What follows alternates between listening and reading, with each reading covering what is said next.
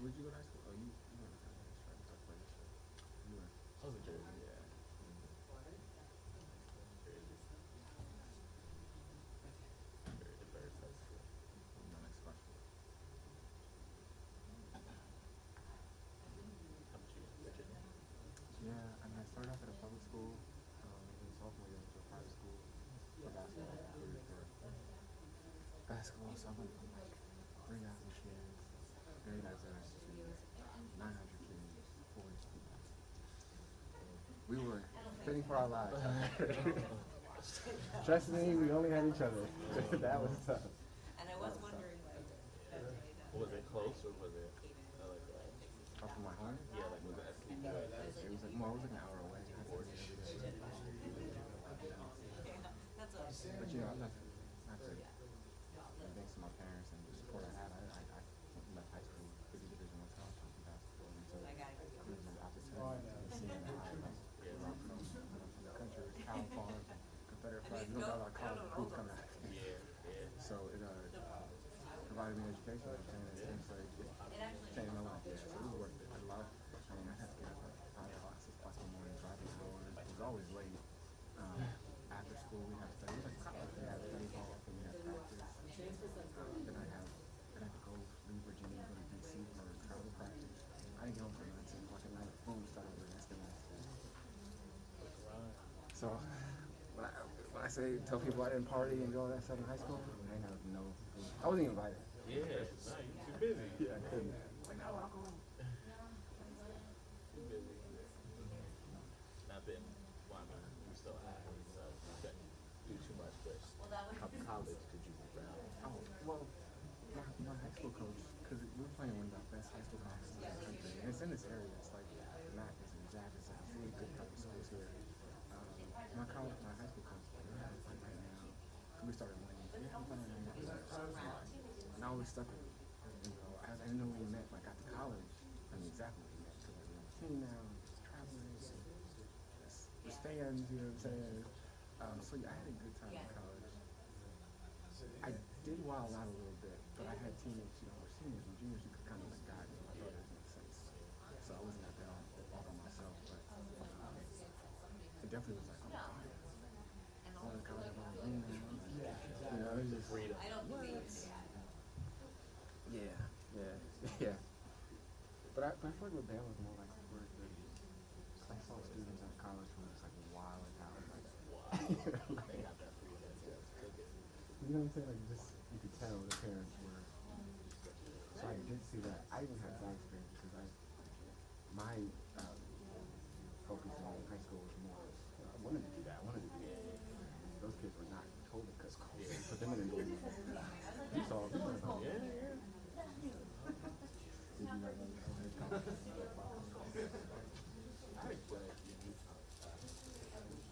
why would you Transfer. Yeah, you need it. Your dog. Oh, wow.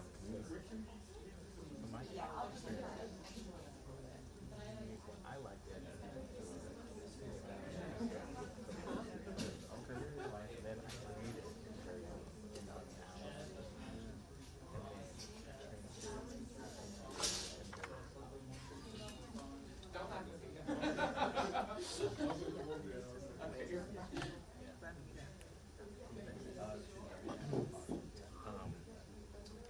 So it was good though. I mean, I just worked a lot. I didn't trust college. My mom worked at a college, and I never saw myself as a student.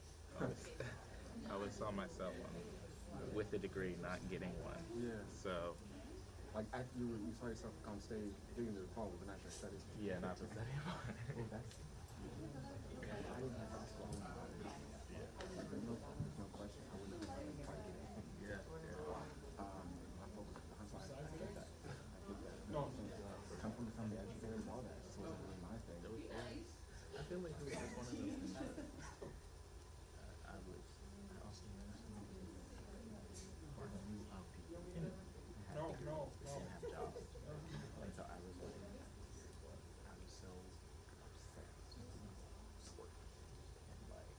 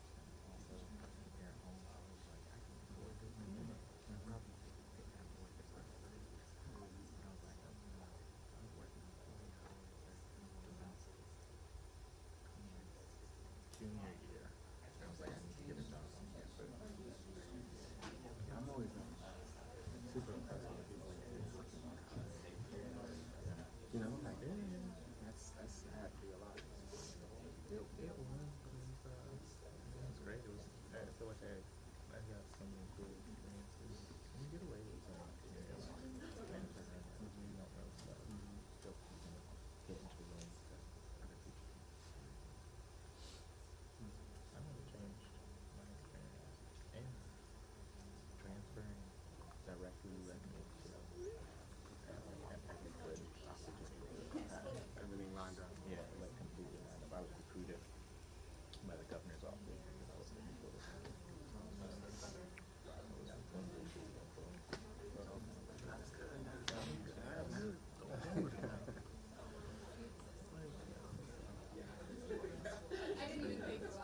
Everyone's story is so different.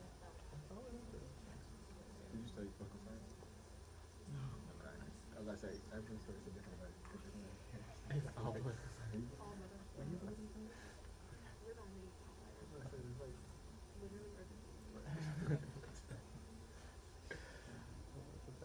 I thought about it. It was Like, when did you start taking college? Oh, I signed the papers before. Once you started. No, that's a joke, but. I was about to say, weren't you did like film or stuff, right?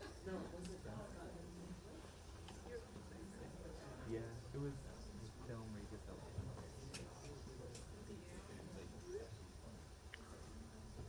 I mean, I always say, because after that, you know, college, I was on major. I get that. Truly was public relations communications, but they made it so we did majors that weren't going to Take too much time. affect us on being eligible in court. But like, look at that. I wish I would have been more. I mean, everyone says that, but something more relatable to where I. But that time I thought I was going to the Lakers, so I didn't think. I thought I was playing with LeBron, so I didn't think. You're like, I don't need this. Still waiting on that call. It's not too late. It's not too late. No, but it's also crazy because we got paid for City Back. My friend is the one who does good payments for the school I go to. This could have been, and I'm not saying this to like toot my horn, but like they're ranked lower than us. So yeah, just making a point of like where they are. They're really good. Like, they can cut $100,000. So it's like, damn. I'm like, oh, so how you feel? I'm like, come on. Life is a lot different coming out of college. Yeah, it's a good education. Yeah, I just have this one problem. I mean, $100, that's not even low. But I mean, it's just crazy. Yeah, at least when you think about how much money these schools make off these players.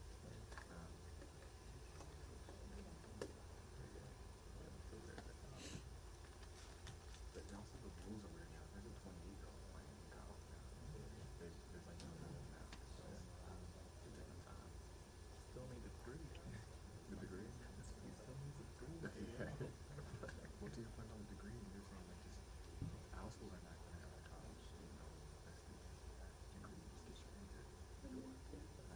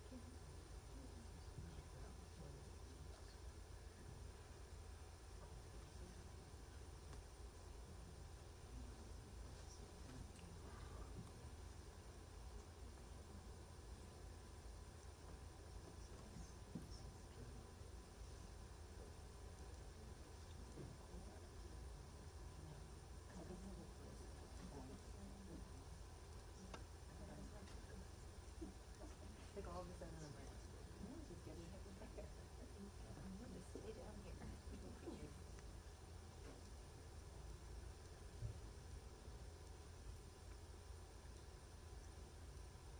He's coming.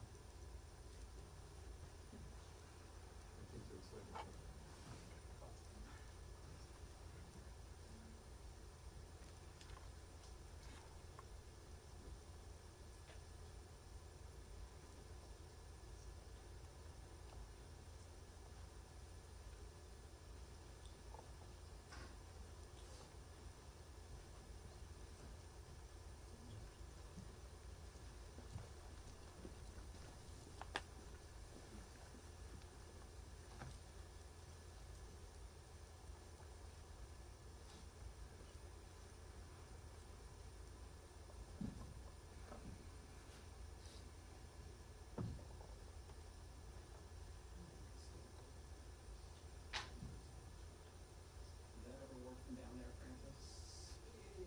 Depends on what you mean by roof. No, No, no, I'm not gonna try. I have gotten reasonable shots. That's the same.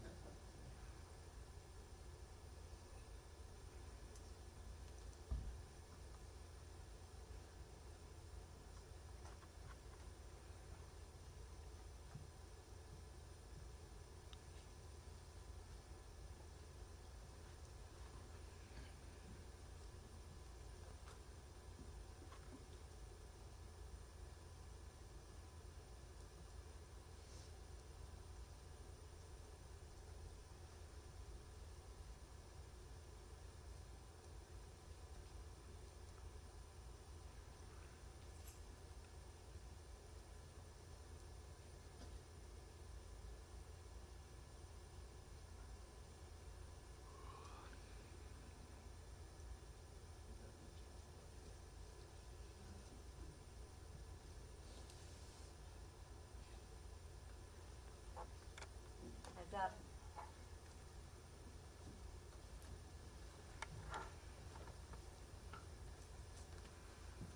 Good afternoon, everyone.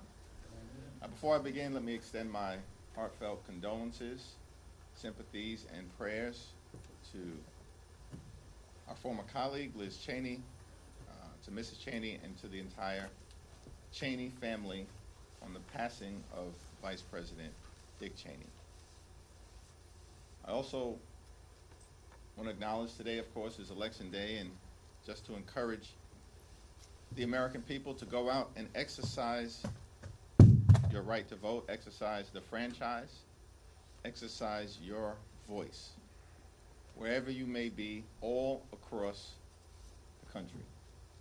It's our country, it's our democracy, it's our successful experiment in self-government, and it only works if the American people participate.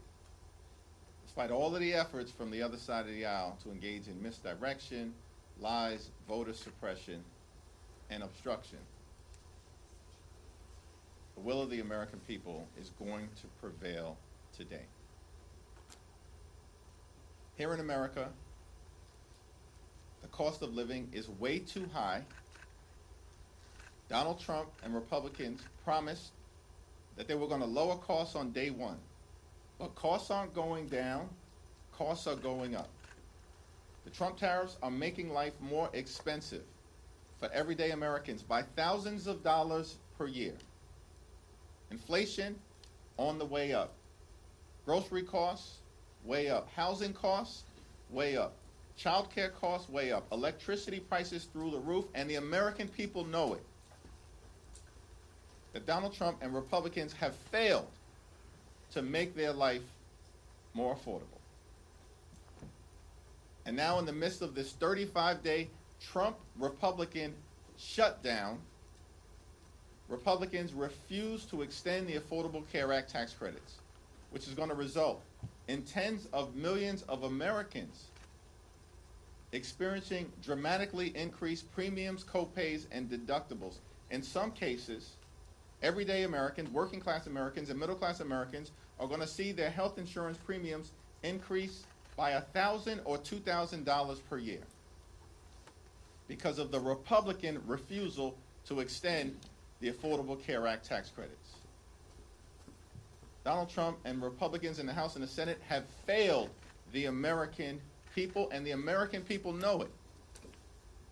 Democrats will continue to fight to lower the high cost of living, to fix our broken health care system, and to clean up corruption. In the Congress, in the courts, and certainly as it relates to Donald Trump and his administration, the most corrupt administration in American history. We want to reopen the government. We want to find a bipartisan path forward toward enacting a spending agreement that actually makes life better for the American people, that lowers costs for the American people, as opposed to the Trump economy where things are getting more expensive by the day. And of course, we have to decisively address the Republican health care crisis that is crushing the American people all across the land. Questions? We hear there's a little bit of a falling next door in the Senate on this. We don't know what that means or what that would look like. But considering the exercise that Democrats and House went through in March, how much skepticism would there be from House Democrats on any sort of an agreement that would come over from the Senate? We said from the very beginning that we will evaluate in good faith any bipartisan agreement that emerges from the Senate, reopens the government, makes life better for the American people, and decisively addresses the Republican health care crisis.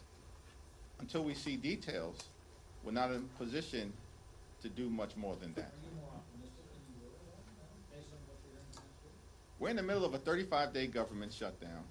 Donald Trump is unlawfully withholding billions of dollars in SNAP benefits from 42 million Americans and 16 million children. There's nothing to be optimistic about relative to the cruelty and the pain that Donald Trump and Republicans continue to inflict on the American people. There's nothing to be optimistic about when it comes to the fact that Donald Trump shut the government down. They're forcing hundreds of thousands of people to be out on furlough or to work without pay. They refuse to address the health care crisis that Republicans have created. In a year where they enacted the largest cut to Medicaid in American history, hospitals, nursing homes, and community-based health centers are closing because of Republican policies all across America. The country is facing the possibility of a $536 billion cut to Medicare at the end of the year if Congress doesn't act. And Republicans are refusing to extend the Affordable Care Act tax credits because they would rather gut the health care of the American people. There's nothing to be optimistic about because of what Trump and Republicans have done to this country. They've gone way too far, and the American people know it, and the results today are going to decisively reflect that fact. Can I follow up? Sort of finer point on that. You said in September, any agreement related to protecting the health care of the American people has to be ironclad in legislation. It does not sound like whatever agreement comes out of the Senate will be in legislation. Will you accept something that is a handshake deal? It's the same answer that I just gave.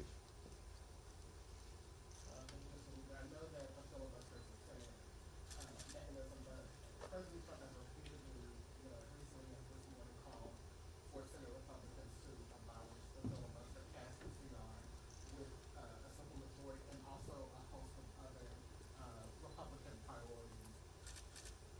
You criticized him for not inviting the legislative leaders to the White House to negotiate.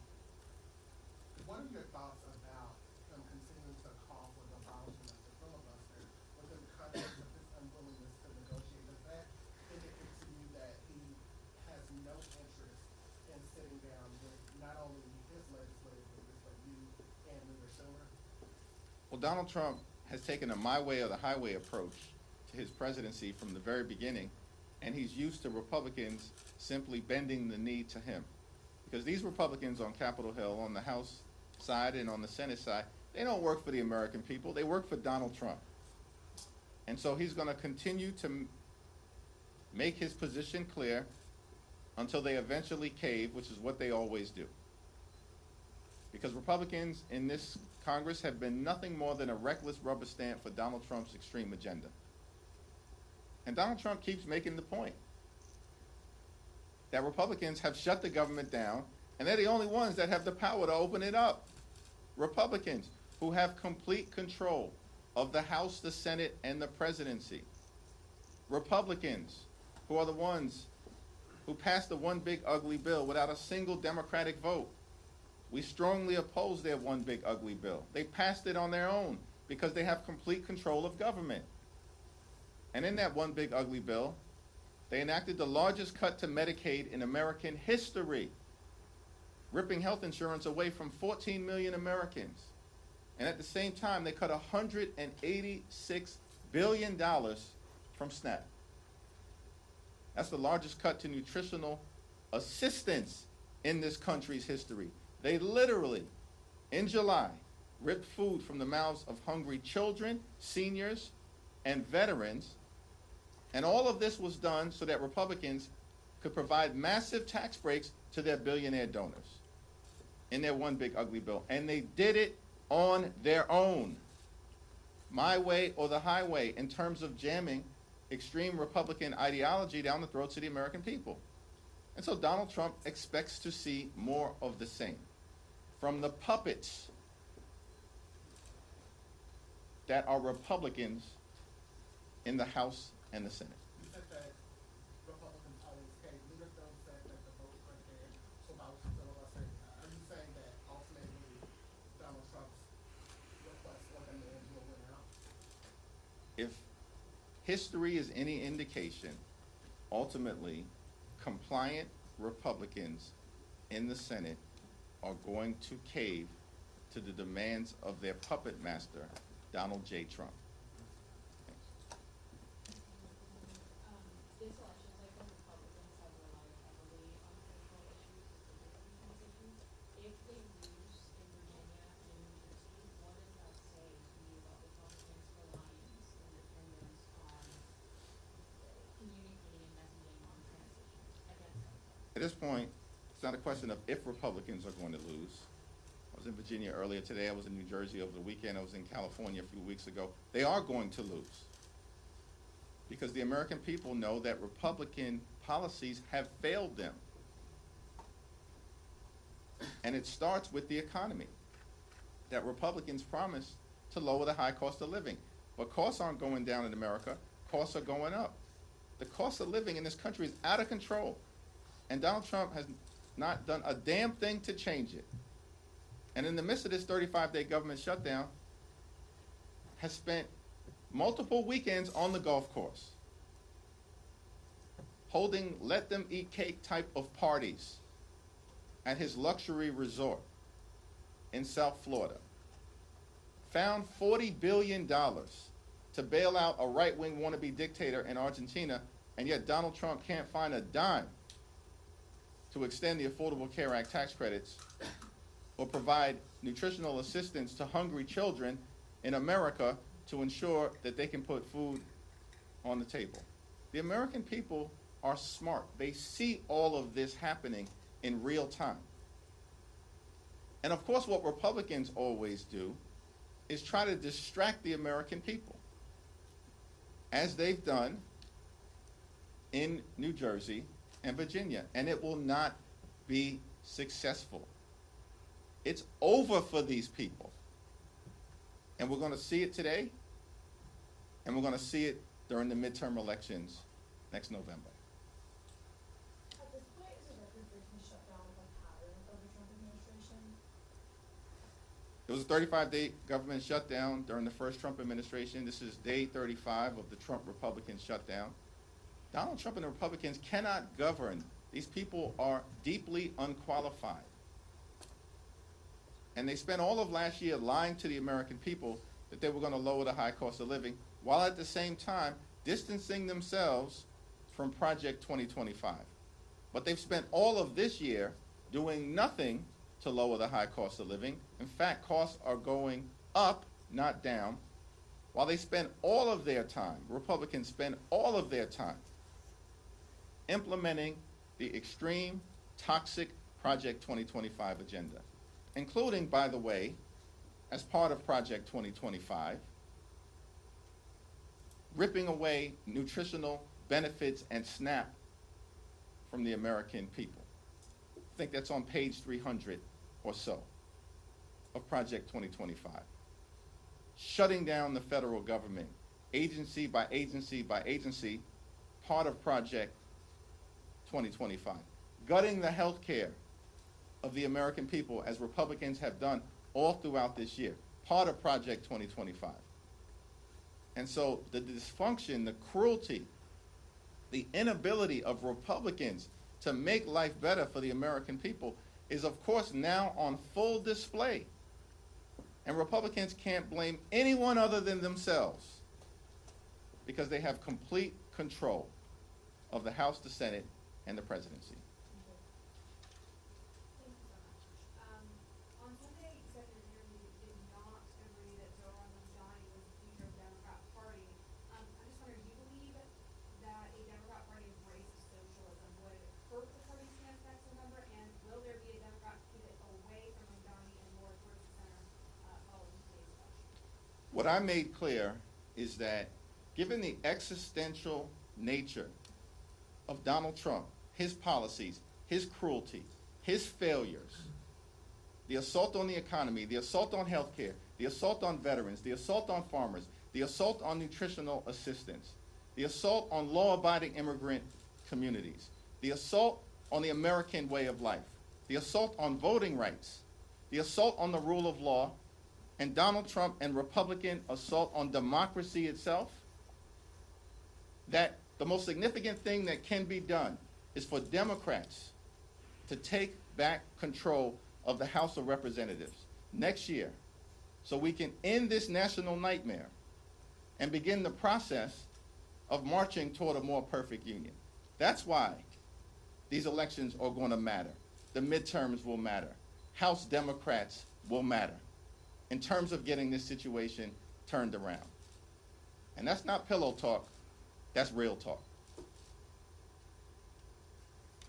Rep. Swazi and Gottheimer are working on a bipartisan ACA plan, income caps, things like that. Is that something that you support or encourage at all?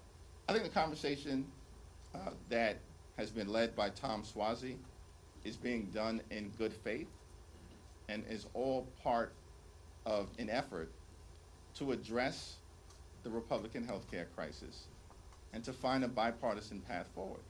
But at the end of the day, it's been my view from the very beginning that traditional House Republicans aren't serious about doing anything meaningful, and they never have been. And so while I'm convinced that Tom Swazi, of course, is a common sense leader, and hopefully the Republicans who are communicating with him will get serious this time. But what we have seen over and over and over again, this happened during the course of the One Big Ugly Bill, they made claims about positions that they were going to take, like never cutting Medicaid or protecting the clean energy tax credits or not ripping nutritional assistance away from children. And then when these so-called traditional conservatives, these swing seat Republicans, were ordered by their boss, Donald Trump, to bend the knee and vote for the One Big Ugly Bill, that's exactly what they did. And so I am hopeful that this time will be different. And Tom Swazi is a great leader and has articulated principles that are designed to try to find a bipartisan path forward in addressing the Republican health care crisis, particularly as it relates to extending the Affordable Care Act tax credits.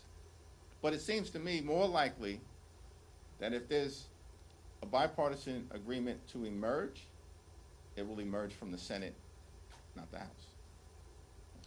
Leader Jeffries, have the ICE agents who put hands on LaMonica McIver been identified to you? You vowed they have their names. They have not been identified to me yet. As part of the court case, it's our expectation that they will. Thanks. I have a question about California's Proposition 50 and it appears poised to pass pretty comfortably today, and as that momentum has been building the past few weeks, we've seen Democratic efforts in other states reemerge to district, like in Virginia. Has the positive response in California to that effort influenced kind of the efforts of Democrats across the country to go back at, some of these? We've been clear from the very beginning. I said it months ago, that Democrats would not let Donald Trump and Republicans gerrymander the national congressional map as part of their effort to rig the midterm election. We said it months ago.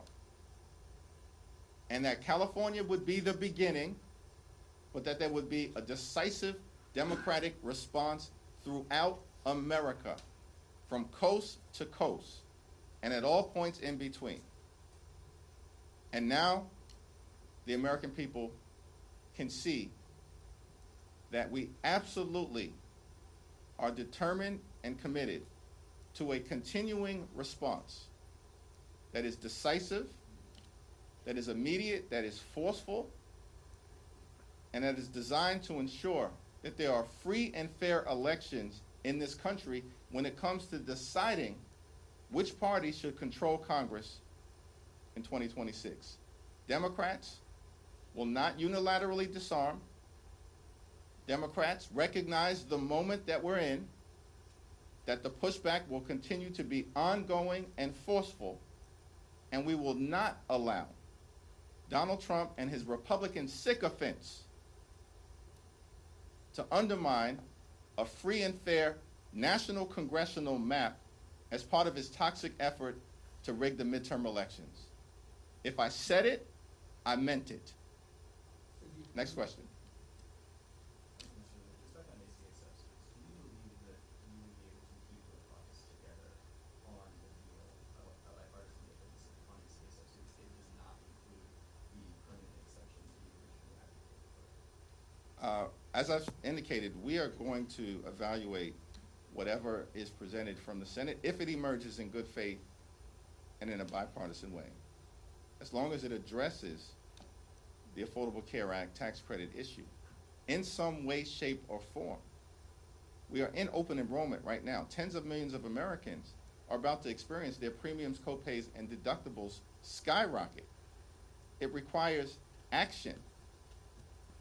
And what is clear is that Republicans increasingly understand that. Marjorie Taylor Greene for weeks has made that clear. 13 Republicans in the House wrote to Mike Johnson, the Deputy Speaker of the House, because apparently, according to Donald Trump, he's the Speaker of the House of Representatives. And they said that something needs to happen on the Affordable Care Act tax credits. And now we're seeing movement in the Senate, because apparently Senate Republicans recognize that something needs to happen as it relates to extending the Affordable Care Act tax credit. So we'll evaluate any agreement if an agreement is presented to us as a caucus, but not before that. Assuming that there is a bipartisan agreement in the Senate done in good faith, do you believe that President Council will be able to deliver that on his end in good faith? I think that depends on, whether Donald Trump orders him to do it or not. Thank you, Leader.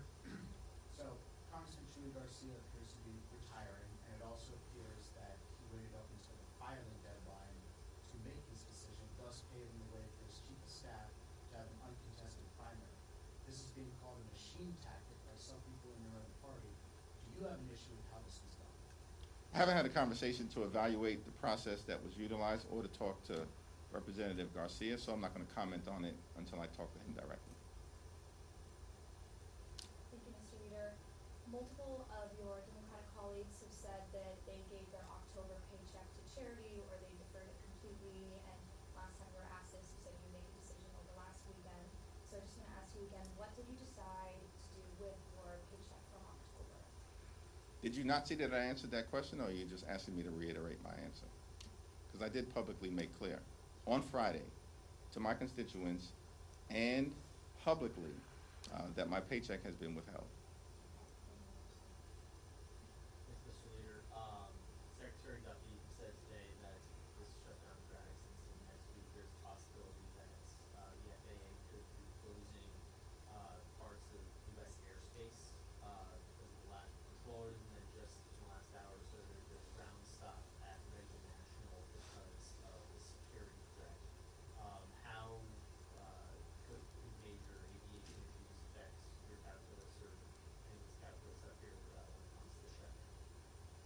Duffy needs to start acting like a transportation secretary and stop trying to pretend to be a reality show TV star. Because at the end of the day, it's the Republicans who shut the government down. Donald Trump repeatedly has made that clear. They're the ones who have the power to reopen it. And as Democrats, we've said, this Trump-Republican shutdown is causing great harm and pain to the American people, and it does threaten aviation safety. But Donald Trump has spent more time over the last 35 days talking to Hamas and the Chinese Communist Party than he has talking to Democrats on Capitol Hill to reopen the government, Democrats on Capitol Hill who represent half the country. And we continue to be clear.